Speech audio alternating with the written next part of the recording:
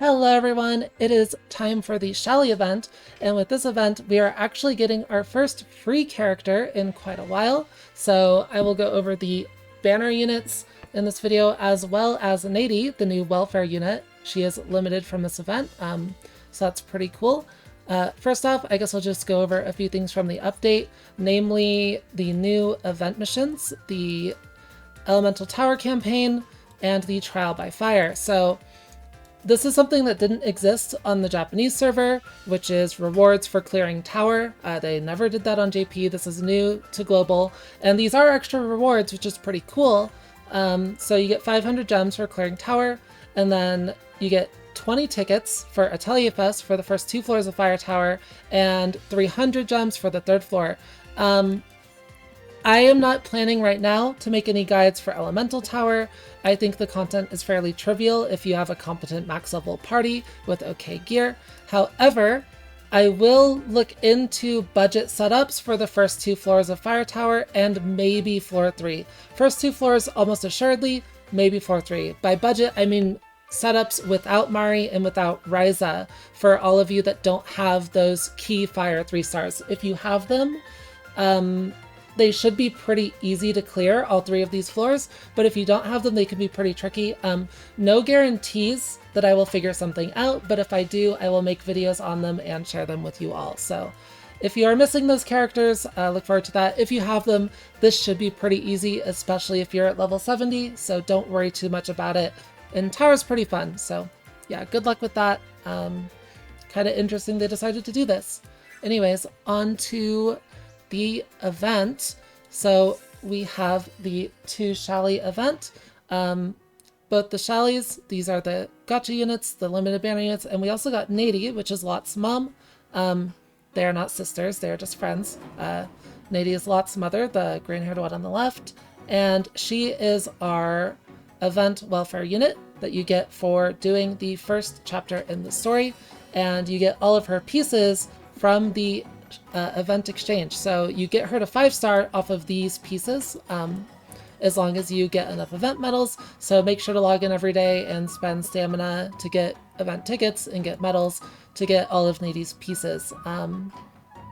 If not, the only other way to get her pieces will be from the Peace Dungeon, or maybe when the event comes back permanently in the future, you'll be able to get the pieces and the character from the shop then, but we don't know yet, so because the event's not back on JP. So for now, she is limited to this event and her pieces as well. All right, so as far as Nady goes, I'll cover her first.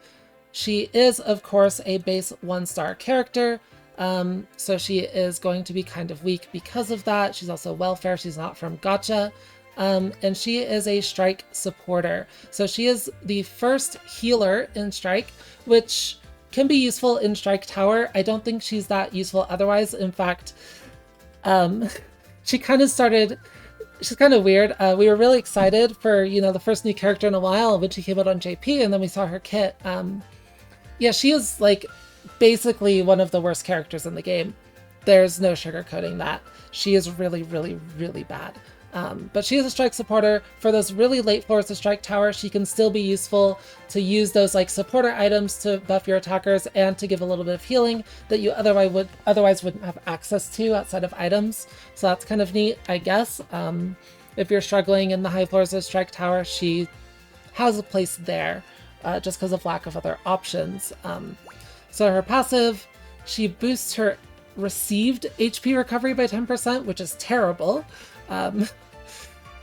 Like, it's just her own received HP recovery. Like, she'll probably have AoE defense anyways, and your defender takes hits for her. Like, it's not good. And it doesn't help her heal your party. And then she has self recovery on her skill 1, which is like really whatever. Her skill 2, this is the most interesting part of her kit, is she does remove no heal from an ally. So you don't need to use an item for that. You can use her specifically for that. She does have very niche application there. And then she gives a buff that restores their HP by 10% at the start of their turn for 2 turns. Because this is a buff, that means it doesn't scale with HP recovery traits, it scales with buff effect. So you can't scale her healing through HP recovery, her party healing, And it's only 10% over 2 of their turns, so it's like delayed healing, and it's not very much, and it's delayed again, and you can't even scale it. So really, really bad healing skill, but she can, you know, remove that debuff if you feel like Nadi's your best option for that. I've personally never used her specifically for that, but it is unique utility at the very least. Yeah, no base heal value. She doesn't heal on her own. It's only that buff, that regen buff. So very low delayed healing is not very good. And then her burst is basically the same thing, except it's 3 turns and 50%, and she does have a base recovery value on this, so she will immediately heal the target. So thankfully, at least the burst can do proper healing, but overall, she is a really bad single target healer in a meta, in a game where single target healers are already not used, right? Like, Aisha is a better single target healer, and she is considered a bad character. So Nadi is obviously even worse. Yeah, she's not good. She does have a recovery boost gift with good colors that link to... I don't remember exactly which characters I linked to, but I have used her for Synthesis before. For supporter gear, she's actually kind of decent there, and she is 5-star for free, so she does help in Synthesis in that regard. That's probably where she is most useful outside of Strike Tower. But yeah, anyone looking forward to using her, you might be a little disappointed, unfortunately. She's very cute too. But whatever, that's how it goes. Free character, what do you expect? Much worse than the other 1-stars we've seen in the game so far, though. Now, as for the gacha units, the 2 Shallies, they're a bit better. Whoops. Obviously, they're not amazing characters. I've talked about them before, but they are solid enough. The Memoria here is basically bad. It's just a heal Memoria.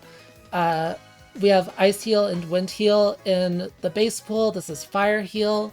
No one really cares about it. If you got a lot of them, like, it would be useful on Stera, but like, it's whatever. It does have nice art though. Got the toast with the egg on the broom. Very cool. Alright, let's go over Stera first. And as you might have guessed from Memoria, she is a fire supporter, and she is the second limited fire unit we've had after Wilbel, so we have not been getting very many fire units. I don't know if you haven't noticed. And in fact, she is the last fire unit to be added so far. We have not received a new fire unit since Stera on JP. It has been months. Fire is so neglected. It's pretty funny. But yeah, very, very cute outfit. Very cute girl, fire supporter. Now, before I start going into her kit, I'm just going to say one thing. I really like the design of her kit. I think it's neat. I think it's very coherent. I think it's a cool kit, but practically it is not that useful. She is basically a defensive area healer as opposed to someone like Liddy, who is a more offensive area healer, and the offense is usually a bit stronger. And even later on JP, we have characters like Flock who heal even more and give offensive buffs, and the extra healing kind of makes up for the lack of defense. So like, Shallie really doesn't have a significant place in the meta, but she is a defensive area healer as a fire supporter. And what I mean by that is her skill 2 is area recovery that reduces the target's damage received by 10% for an attack. So this will be a buff applied to your entire party where they take 10% reduced damage on the next attack. This value is a little bit too low. It should either be 2 attacks or it should be 20 to 30%. It can scale with buff effect. There's also a little bit of scaling on the gear that she will get next chapter, but overall it's not quite strong enough of a defensive buff to really change the flow of the battle significantly. Like, maybe under certain situations where it's very close, it'll help you hit a defensive breakpoint, but most of the time it's either going to be not enough or you didn't need it anyways, right? So a little bit awkward there with the amount of damage reduction. This really should be higher. Her skill 1 is just a really negligible area heal for your team. If you've ever used Bolt Resna, it's like the same thing. It's not very good. And then her burst is pretty cool.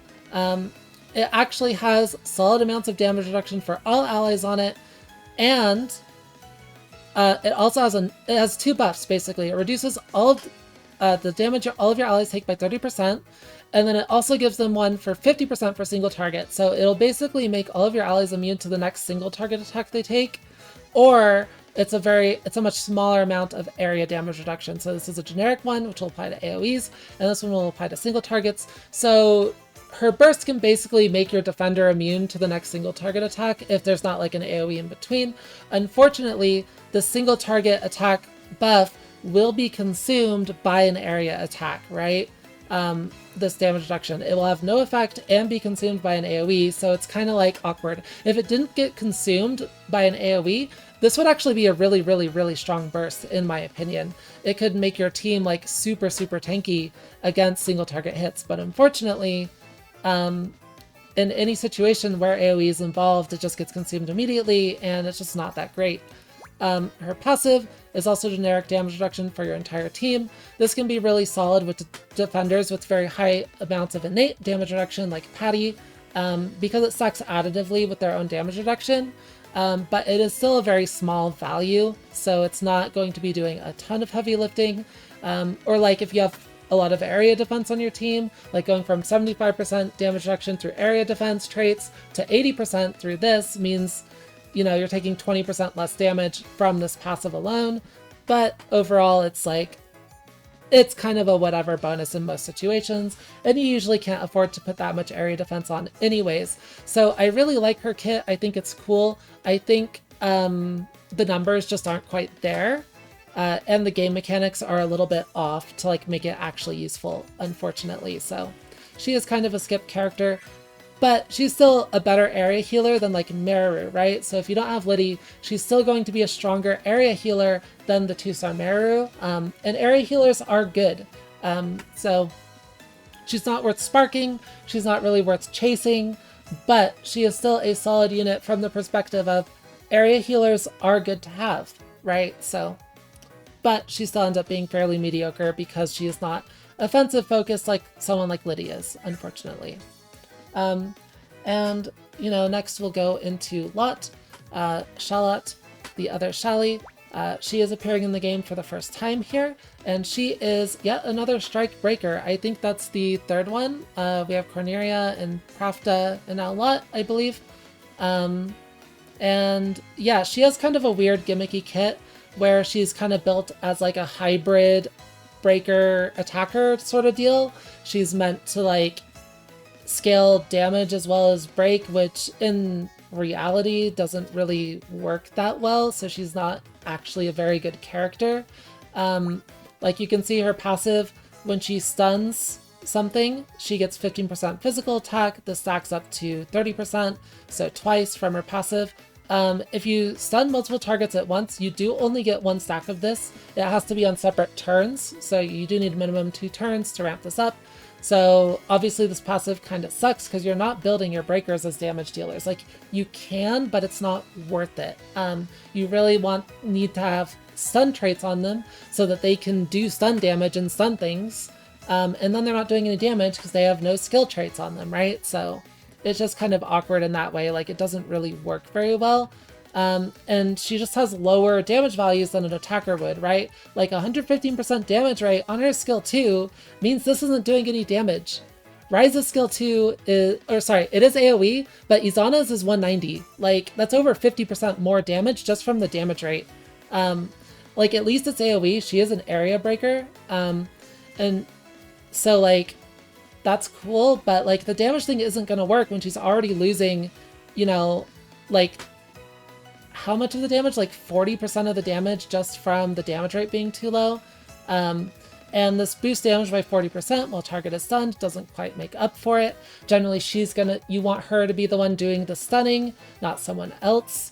And then we have her skill 1, which, you know, it boosts her stun damage and also gives a really good debuff to an enemy that increases their damage taken. So her skill 1 is actually quite potent. And then her burst is just another, it's area stun and increases target's damage received by 60% for one attack. So this will apply to all enemies. And her burst is actually very interesting. Like you burst with Lot into the enemies, they all get stunned and only take 60% increased damage, that's actually quite strong. However, you know, it's not going to work too well with someone like Master Ryza, who already gives a fairly similar level of debuff with her skill 2 when she stuns things. So it's just kind of awkward. It does have better stun efficacy due to being a burst, but overall you do need the burst, and then you need to follow it up with like Izana skill 2 or something to actually make good use of it. And you just generally rather have the burst on your attacker a lot of times instead. So it just depends. Her kit's just all over the place and kind of awkward. Like, she increases her own damage, and then she gives increased damage debuffs that she won't be able to take advantage of, and like, her kit's not very coherent. It doesn't make very much sense. It's just not very focused, and it's just a weird way to make a breaker. She is not good at all. She is still an AoE breaker. She's an area breaker that does stun damage. Like, she's okay in that regard, but there are better breakers, like by a lot. She's just not great. Her design is flawed from like the very concept of it. It just doesn't work, so in my opinion. Now, of course, if you want to, you know, challenge yourself and do memes, you can build her for damage. Like, I believe Wim did a full strike tower clear with no attackers using Wa as the main damage, which is totally possible with some of the crazy gear that we have on JP. It's like, it's doable. You can use her that way if you want, but it won't be optimal, right? So like, if you are, you know, not just wailing and getting every single character because you want them, she is one of the less useful ones to have. So, you know, not really recommended to go after her. So yeah. Anyways, that's about it for those characters. Basically, this banner is a skip. I wouldn't even buy tickets for it personally because the permanent pool hasn't been updated. If you don't know, very soon, next month, we will be getting limited units also in the banner pool. So you'll be able to get characters like Master Ryza, like Liddy, etc. All those limited units like Sophie with your normal banner pulls. So it's better to save your gems and use them then in the future, instead of sort of getting gems for these mediocre characters now, where you can't even get good limited units at the moment. So yeah, basically just a skip banner. However, they are very cute if you like them. If you like Dusk, obviously, like, I'm not going to stop you, go for it.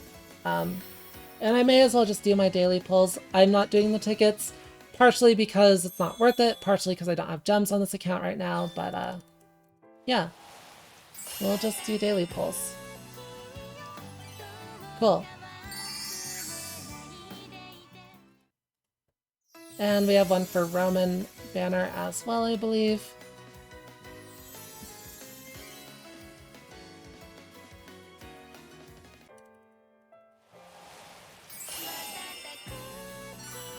And as expected, nothing.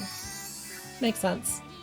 Anyways, that'll be about it for this one. I hope the video was helpful, and I am going to see about getting those tower guides up very soon. It does take a while to develop the strategies, so it won't be immediate, but I will do my best over the coming week. We do have 3 weeks left in the tower event, so it might take a bit. We'll see how motivated I am and how easy it is. It might be very difficult. I don't know. But yeah, we'll see. Hope you all enjoyed the video, and I will see you all in the next one. Have good pulls if you choose to, and yeah, bye-bye.